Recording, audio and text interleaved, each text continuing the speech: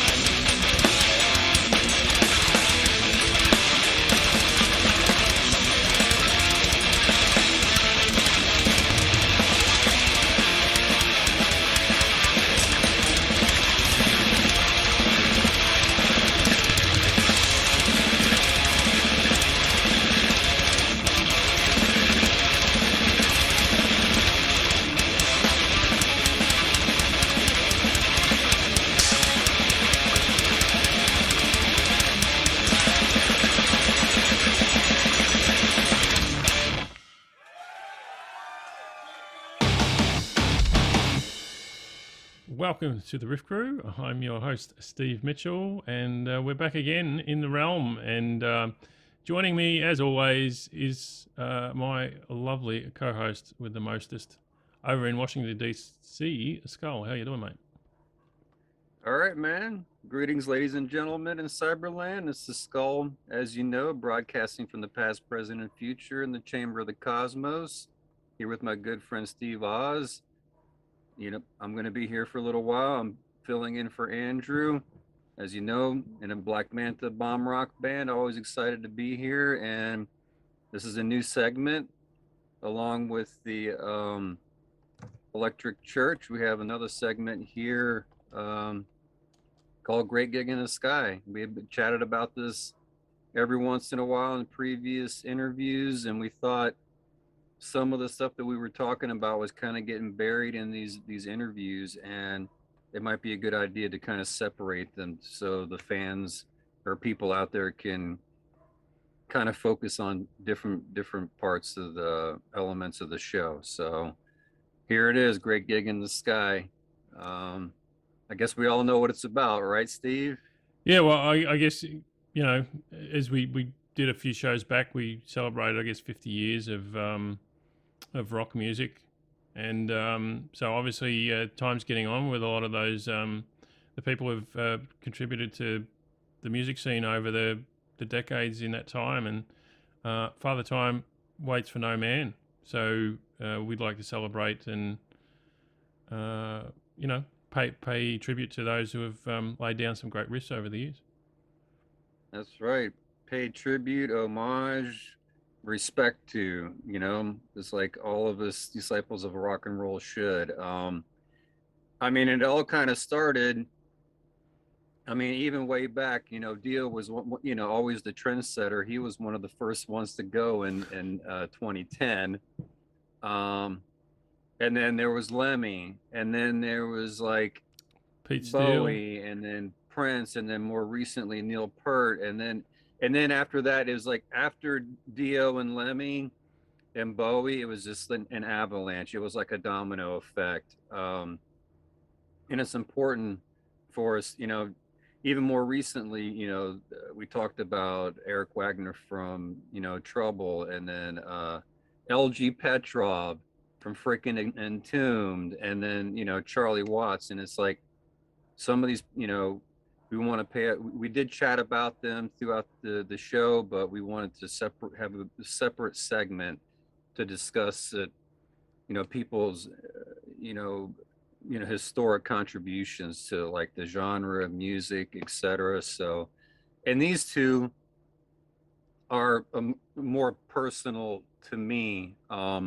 I would say the first person is relatively unknown, but is known in certain circles, and the second person would be considered relatively obscure. But the first one is a guy, his name is Chris Kozlowski, and he was absolutely pivotal in the doom scene in the late 90s, early 2000s. Now, some people argue that was the second wave of Maryland doom. Some people say it's the third wave.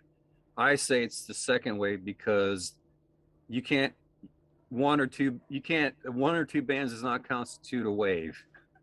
And in the 70s you had Pentagram, and in the 80s you had the Obsessed and like Trouble. I'm talking, or in the DC doom scene, you had Pentagram in the 70s and 80s, and then you had the Obsessed. All those other bands didn't really really emerge until around the early 90s, or gain more prominence, bands like Unorthodox and Wretched and Iron Man, of course, the Obsessed. And so to me, that was kind of the first wave of the Maryland doom scene, and it kind of fizzled out for a little bit. So, I'll throw in a question, because you with Black Manta appeared on the Doom Capital compilation album. That was around 2000, 2002, I think. Right. So those types of bands, would you consider them first wave or second wave? those bands, most of those, some of them were first wave, a lot of them were second wave, and some of them were just even made up bands that didn't even exist. The Clutch is its own entity, its own animal. They don't fall into any category. Every album that they did, the first three albums all sound completely different. They started off as a hardcore band, and then they ended up on Earache, and which I don't know that album very well. Atlantic, I think it was the self-titled. Huh? Atlantic, I think it was, not Earache. No, they haven't before the Moon album. Oh, Transnational They have an Speedway album League. before the Moon album that was on Earache, I think. Okay. I'm trying to remember now, and it's totally different. But that doesn't really they didn't really fit into that whole genre. Anyway, long story short, the first wave is when all of those Maryland doom bands ended up on the on Hellhound, and later on, Chris was trying to go professional. I think he worked with the Melvins, and they're a bunch of dicks, and he knew that. And we actually bonded over that because we were talking about the Melvins, and I was like, they're like dicks, and he's like, yeah, I know, they're fucking dicks. I worked with them. They're the biggest dicks on the planet. And I was like, right on. And then we drank some beer.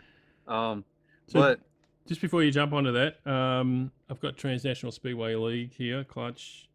That was East West that's the one Records. I'm thinking of. Yeah, East West Records, which was Atlantic.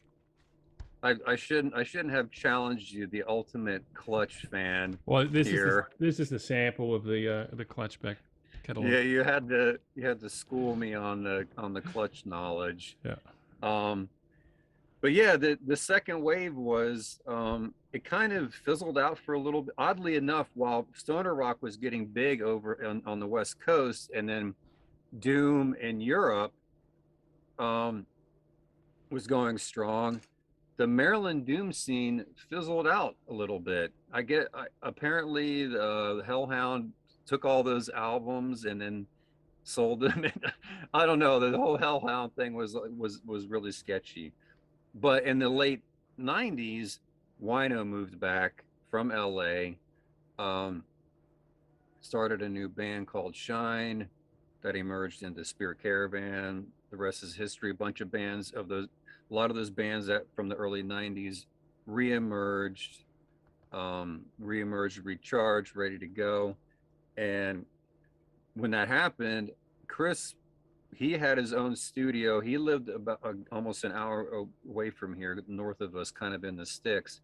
But he had an analog studio, and he started working with a lot of the guys. Word of mouth went out. He did a lot of the live shows. There's a lot of like doom metal bootlegs out there, I'm sure, that he recorded. He was a fantastic sound man. And we would see him at shows and chat him up. Super cool guy. Well, obviously, this is the Great Gig in the Sky, so you know why we're talking about him. But he did pass away a few weeks back. He wasn't that old. But he worked on, Spirit Caravan albums, and I have one. I'm just going to use like just a little example here. Album like this album right here, Elusive Truth, and he worked on this Pentagram album, the Joe Pentagram period, Sub-Basement, and he even worked on Black Manta, our album.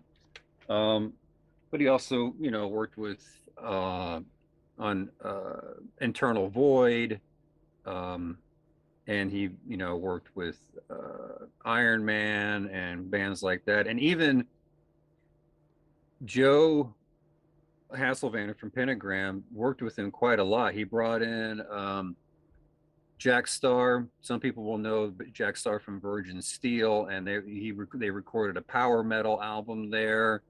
That's pretty damn good. Pretty obscure, but really good.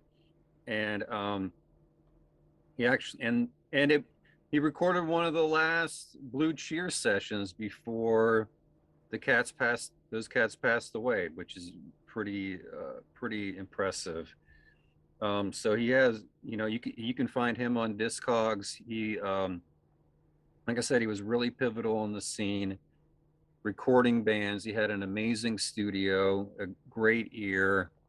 He loved to talk about music and hang out. He was a big beer drinker. I hadn't seen him in a really long time, but we all loved the guy. He was a great guy, and he had a great spirit, and he obviously fucking loved music. He was a rock and roll disciple through and through. Um, but he's in the Great Gig in the Sky now, so he is traveling in the Great Gig in the Sky. So I I guess that's it for him. But there's one other person. Did you want to add anything to him? Do you have any questions about Chris, or any questions? Yeah, I guess how much of an impact did he have on the sound of Doom? Do you think, given that he worked with so many bands in the DC scene? Well, see, the Doom sound was already established, but he was a great producer, and he had great equipment, because everyone at that time was going for like this warm analog sound, and that was right around the time in the late '90s, early O's, when the what the hell is The that? Sound Wars. Well, no, it was like the digital production was starting to come out, and Pro Tools and stuff Yep. like that was starting to come out, and you could hear all it was compressing a lot of the music, and cutting off the EQs and the frequencies, and people were like, we want to go back to the old ways. And he was one of the few people that still had like an old you know reel to reel set, reel to reel setup. So Yeah, I was it was talking great. I was talking with Keen Alden a couple of years ago when I was out in DC, and he said there's very few, because he's obviously produced lots of bands as well. He said there's very few studios these days that do record analog on tape and stuff like that. There's even less people that know how to repair the equipment if it breaks down. So Mm. it's becoming a very rare. I guess there's a rare breed of people who still record in that It's fashion. endangered for sure. Yeah. um so yeah, that I thought it was important from the local the standpoint of like people interested in the doom scene, beyond the musicians and the albums and the bands, etc. There's always a guy behind twisting the knobs, and he was really important to the scene, and he'll be missed, obviously.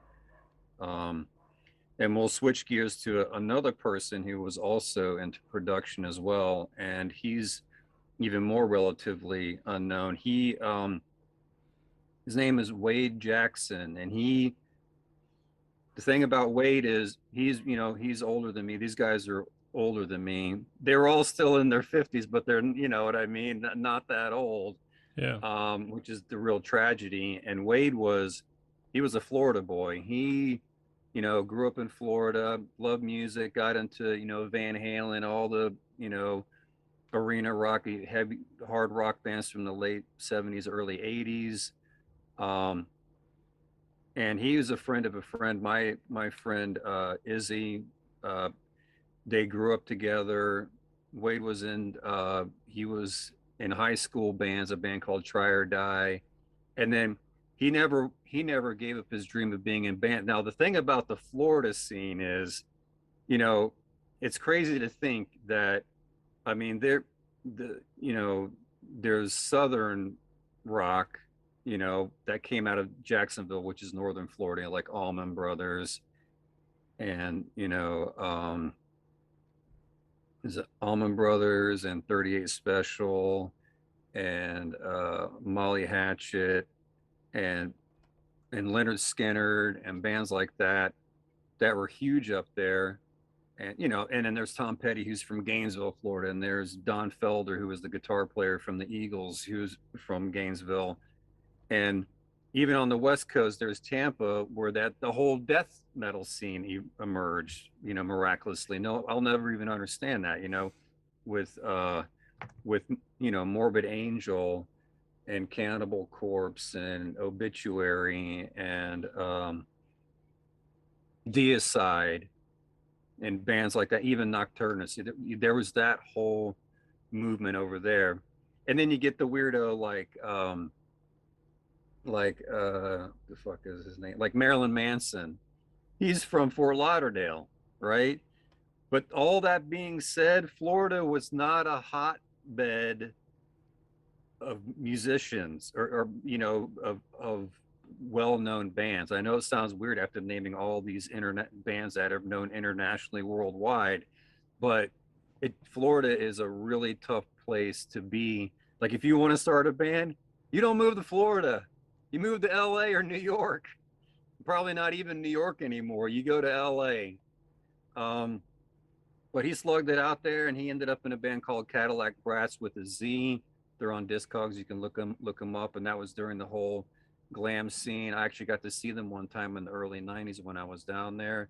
And it wasn't really my thing, but the real respect I give is the fact that these bands, knowing where they are, how difficult it is to start a band and to keep a band going, and even to get gigs, because a lot of clubs they don't want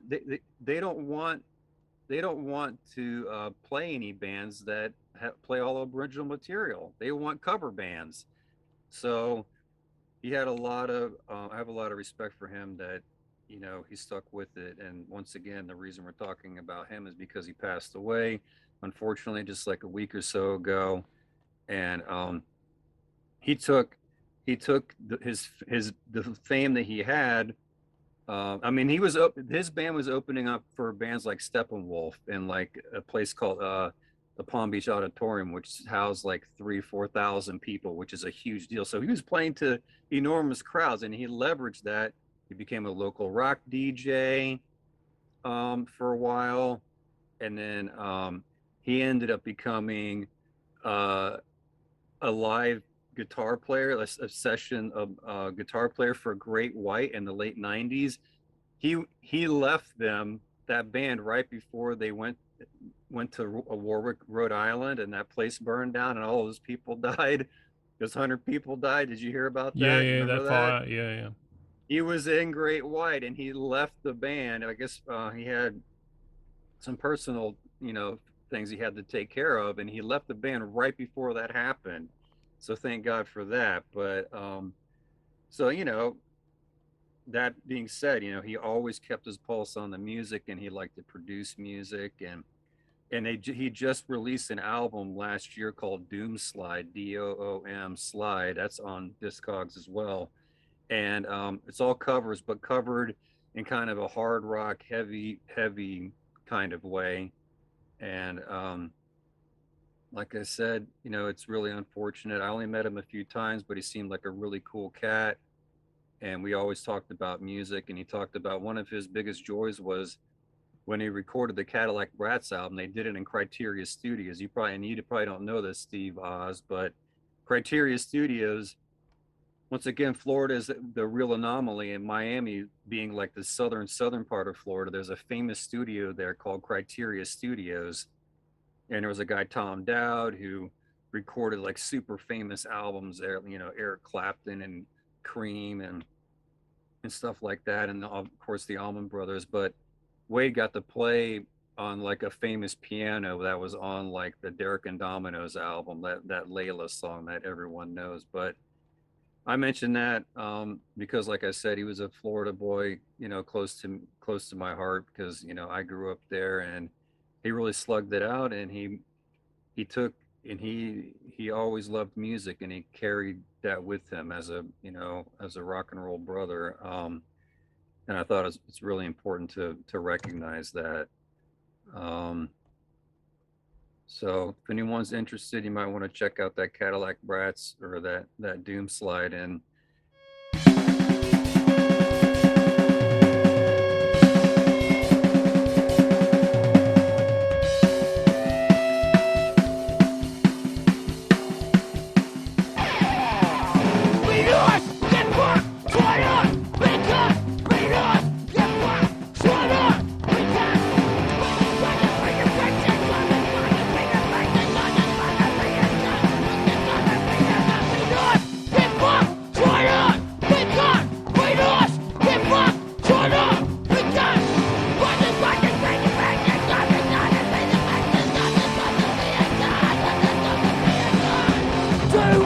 give a fuck?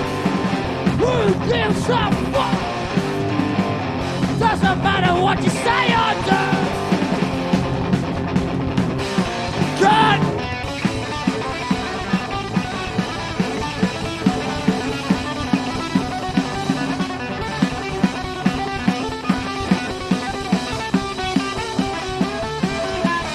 Be nice, get fucked, try not, be cut. Be nice, get fucked, try not, be cut. Be nice, get fucked, try not to be a cunt. Be nice, get fucked, be nice, get fucked, try not to be a cunt. Be nice, get fucked, be nice, get fucked, try not to be a cunt. Be nice. And welcome back. And back again with more news around the Electric Church. And as you probably know, Skulls, we're finally starting to get gigs back happening here in Melbourne, in the lockdown central of the world.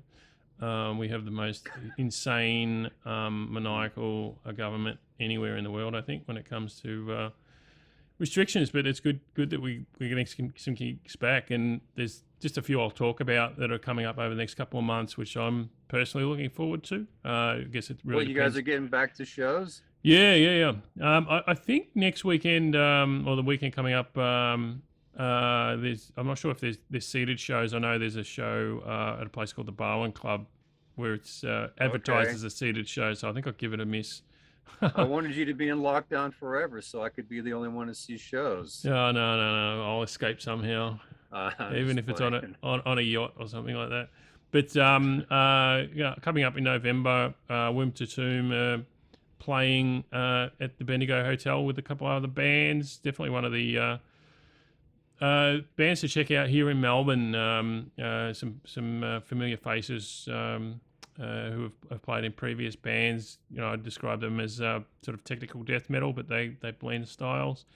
The following weekend, actually the same weekend at the Bendigo Hotel is the Aftermath Festival. So it's 2 days of stone and rock and doom metal, mate. So that'll be right up your alley, I think. So there's bands such as High as Hell.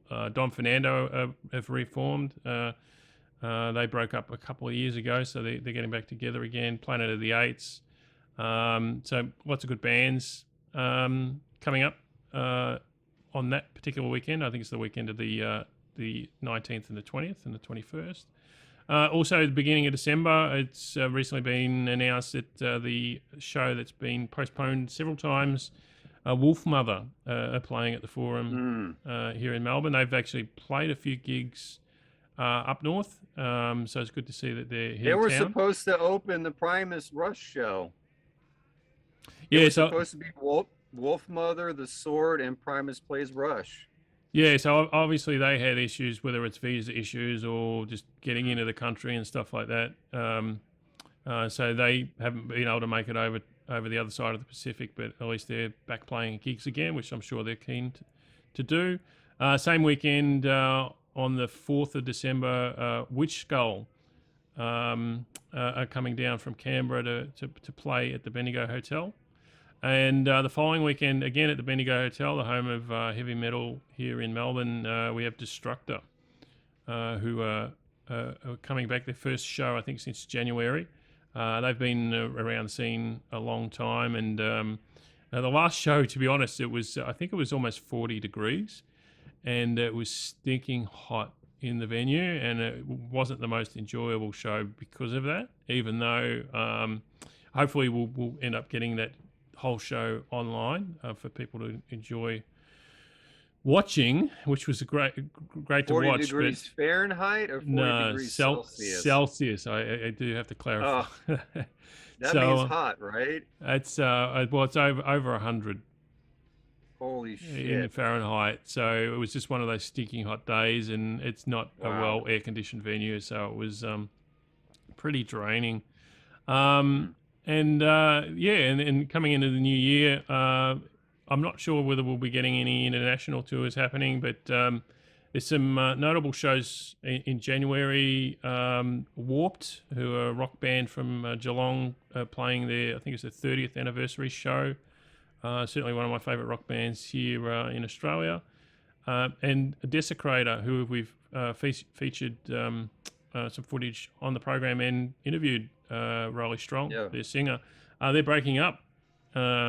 So they're playing their final ever show, I think on the 22nd of January. Oh, man. Yeah. So, whether there's life changes within the band, or they just got tired of trying to get things done and, lockdown and just wore them down. I'm not too sure. I haven't caught up with them, but they're playing they're playing with about half a dozen other thrash metal bands. So it's going to be one of the gigs of the year, actually, looking into 2022, because there's 6 or 7 really killer thrash bands on that bill. There's also Smash Fest coming up at the end of January at the Gasometer Hotel. Lots of punk bands. If you're into punk, I'll be there hopefully to see Pizza Death, not Pizza Dick. So Dick. Yeah, I think that's their first show since May. So looking forward to seeing those guys again. There's that Uncaged Festival on the same day. I think Wolfmother is actually headlining that, and Psychroptic. I'm not sure if you heard of Psychroptic Skull. Technical death metal band from Tasmania. They're also on the bill. I really don't know whether or not we're going to be seeing any international acts in the new year. Although there seems to be some being announced, so maybe promoters are getting a new level of confidence or something like that, or they know something that I don't know about getting people into the country, because it looks like we might actually see You might have to go see the Stones if they come. Well, I'm not sure the Stones are coming, but because to be honest, we get bypassed a lot by bands. Like Metallica were booked, I think 2 years ago, and they pulled out because James apparently had a drinking problem, so they cancelled the tour. He wasn't drinking enough. That's his problem.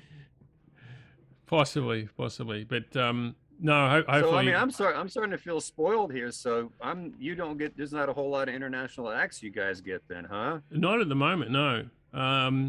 Previously, we would get 1 or 2 a month, or that I'd go, oh yeah, they're worth catching.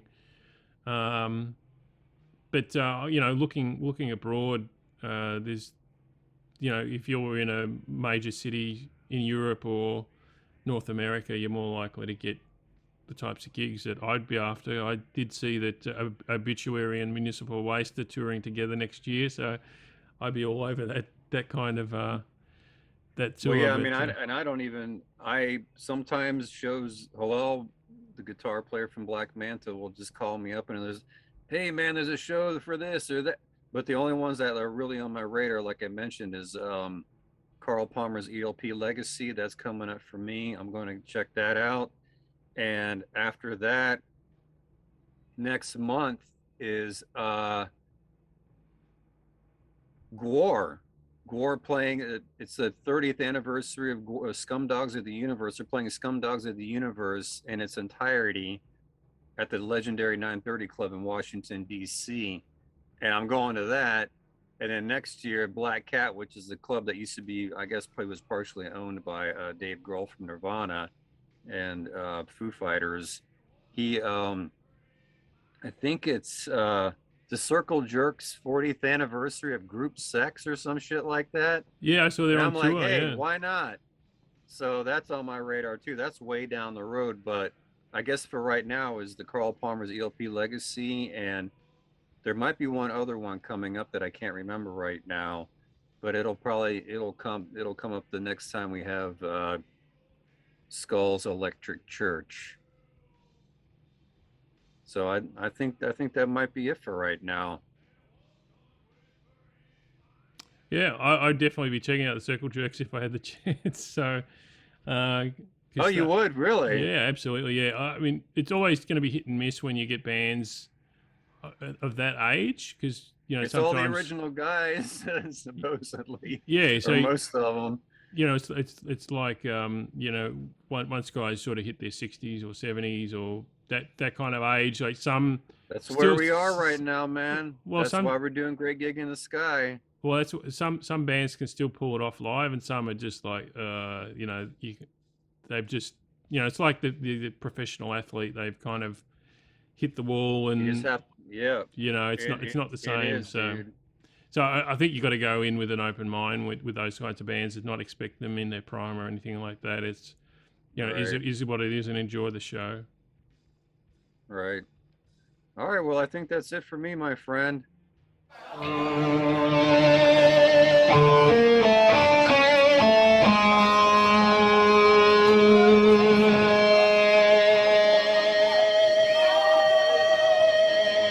So it's called Methadone. You should do it.